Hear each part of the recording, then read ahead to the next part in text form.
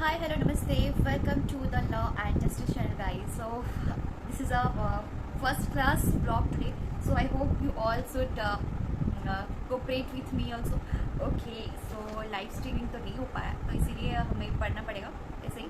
तो जितना भी है, जितना भी टाइम है, 5-10 मिनट में will read thoroughly. Okay guys, so आज हम पढ़ेंगे the code of civil procedure that is 1908. Okay, that has been enacted or enacted or came into force or came into the power on year 1908. तो मतलब process में कब आया था? 21st March. Always remember 21st March 1908.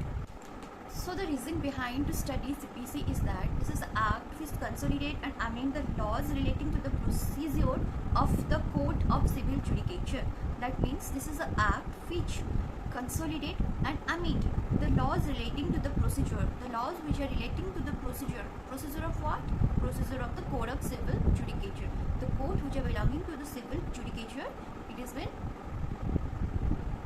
amending and consolidating all the laws provided in that code. That's why we're reading the CPC. Okay guys, तो मैं अगर समझाने के लिए मैं बोल रही हूँ आपको इजीली कि जो सिविल कोड है, उनका जो जुडिकेचर है, उनका जो प्रोसीजर है, जो लॉज का, उसको एक अच्छी तरह से अमेंड करने के लिए, अच्छी तरह से कंसोलिडेट करने के लिए जो लॉ बनाए गए हैं वो है सीपीसी. और उसी को हम अभी स्टडी करेंगे, उसको अभी पढ़ेंगे. किसने पढ़ेंगे ये आप जान चुके हो. For the consolidating and amending the court of civil judication. Okay, the simple answer. Okay, up to the end I will provide you the single page note which have been made. Okay, so then section 1, come to the section. What is the heading? Always remember the heading, that is subtitle, commencement and extent. What is the heading guys? Again, that is short title, commencement and extent. This is the heading of section 1. Okay, short title means it is very short. Commencement, that is been commenced, how much it has been commenced, and what is the power, and what is that extent. Okay, extent means how much it has been extent means the distance, the places, the territorial places. Okay, so then next point is why we see the explanation part. If you go to the section 1 of CPC, you will find a explanation note there. What is the meaning of that explanation? Anyone says you? Okay, so the meaning of the explanation is that for the detailing of knowing the laws. What do you mean by the detailing of knowing the laws? What does it mean? So it means that जब हम एक section पढ़ते हैं, barrack से section पढ़ते हैं, ठीक है, उसको डिटेल करके कोई हमें बोलता नहीं है, कोई हमें पढ़ाता नहीं है, ठीक है, डिटेल करके नहीं बोलता है. मतलब कोई पॉइंट छूट जाता है जो कि लेजिस्लेचर ऐड नहीं किए हैं या फिर कुछ ऐसा हुआ है, तो उस पॉइंट को हम डिटेल में पढ़ेंगे. आई थिंक वो होता है एक्सप्लेनेशन पार्ट, वो सेक्शन में इंपॉर्टेंट पार्ट है, जो कि एक्सप्लेनेशन बाद में उन्हें पता लगा होगा कि ये वाला वहाँ पे इंक्लूड होना जरूरी है, तो वहाँ सेक्शन में ऐड ना करके वो एक्सप्लेन करके एक एक्सप्लेनेशन दिए, जो कि जितना इंपॉर्टेंट सेक्शन है उतना इंपॉर्टेंट सेक्शन एक्सप्लेनेशन भी है. Guys, don't misuse that misconception होगा कि एक्सप्लेनेशन को छोड़ दे. No, explanation will provide you the sufficient amount of information which is very easy or better to understand the whole section, guys. So remember, explanation is important and don't miss that. Then next point is section 1, subject matter. What is given? Number 1 point, this act is called Code of Civil Procedure 1908.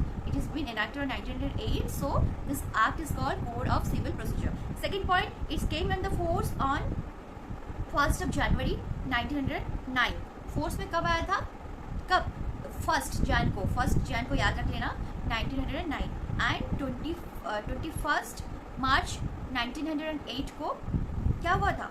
उसका implementation हुआ था. So guys, CPC जो था वो enact हुआ था 21st मार्च 1908 को, ठीक है, इनैक्ट हुआ था. और फोर्स को आया था 1st of Jain. Okay, 1st of Jain सबको याद रह जाएगा. 21st ऑफ मार्च मतलब मेरे भैया का बर्थडे 23rd ऑफ मार्च, तो मेरा इजीली याद रह जाएगा इस तरह से. तो आप किस तरह से याद रखोगे ये आपके ऊपर डिपेंड करता है. तो इस तरह से डेट को याद रख सकते हो, ठीक है, कब वो इनैक्ट हुआ था, फिर कब वो फोर्स को आया था, ठीक है.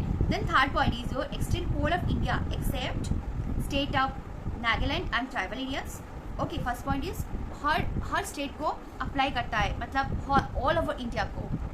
Guys, this is the important point, so always remember this point, very very important, that it applies whole of India. फिर से बता रही हूँ, whole of India, लेकिन एक्सेप्ट स्टेट ऑफ नागालैंड को अप्लाई नहीं होता है, टोटली नहीं होता है.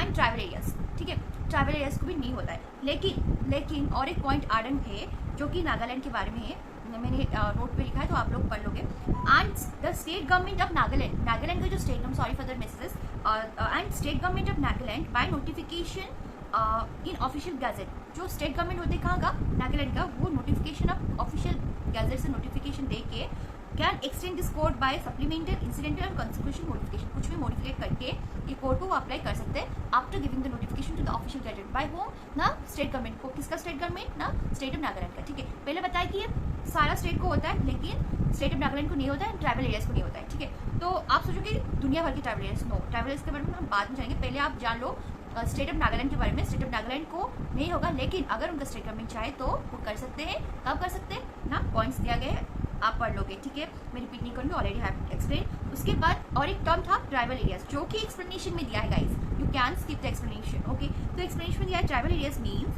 टेरिटोरी इंक्लूडेड आज ट्राइबल एरियाज, वो मतलब टेरिटोरी जो कि ट्राइबल एरियाज में इंक्लूडेड है, कौन ना, जो 21 जान 1972 में जो मतलब 21 जान से पहले बिफोर, ठीक है, जो टेरिटोरी एडिंग हुए हैं टेरिटोरी एरियाज में, सॉरी जो टेरिटोरी ट्राइबल एरियाज में एडिंग हुए हैं, इंक्लूडेड हुए हैं, कब, 21 जान 1972, मतलब कई साल बाद, सीपीसी बनने का कई साल बाद जो ट्राइबल एरियाज इंक्लूडेड हुए हैं, वही ट्राइबल एरियाज किसका ना, that is of tribal areas of Assam guys, Assam, सिर्फ आसाम का, not all over the India, don't be in confuse, only the tribal areas of Assam, जो कि एक्सेप्ट में नहीं दिया गया। अगर आप एक्सप्लेनेशन छोड़ दिए और एग्जाम रिलीज में आ गया तो आप गलत ही लिखोगे, आप लोगों की tribal areas of whole of India, whole of the country, जो कि गलत है, only tribal areas of Assam, remember this thing. Okay, so ये जो रेफरेंस है वो कहाँ पर रेफरेंस है, इसको भी याद रखना बहुत जरूरी है प्रीलिम्स के लिए, जो कि है, जो कहाँ पे है, ये जो लिखा है टेरिटोरी का बात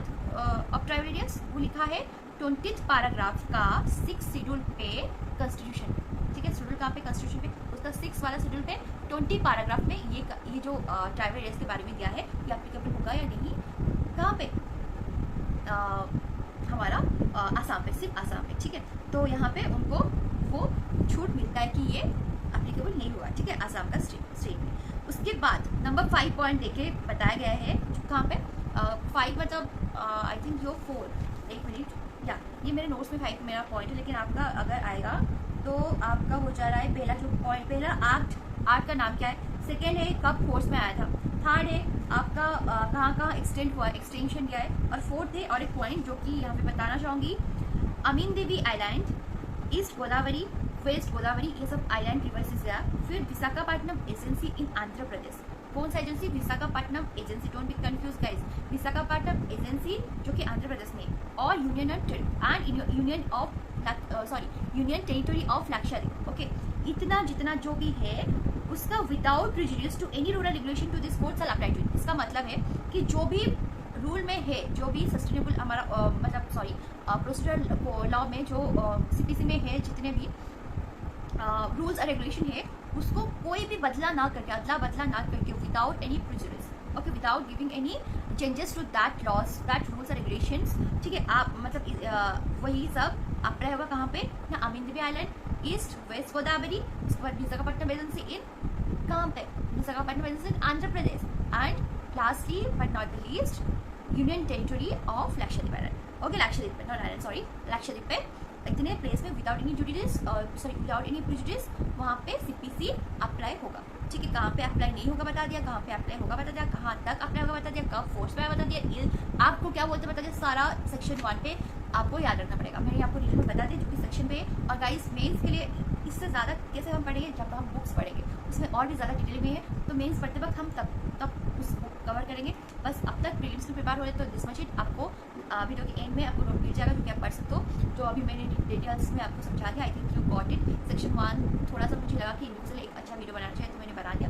फिर सेक्शन 2 तो बहुत ही बड़ा है, आई थिंक पार्ट करना पड़ेगा मुझे उसको। ओके, धीरे धीरे बस slow and study but will do the job. Okay guys, so stay tuned in the blog. Thanks for watching till last. Bye, take care, सब बात है।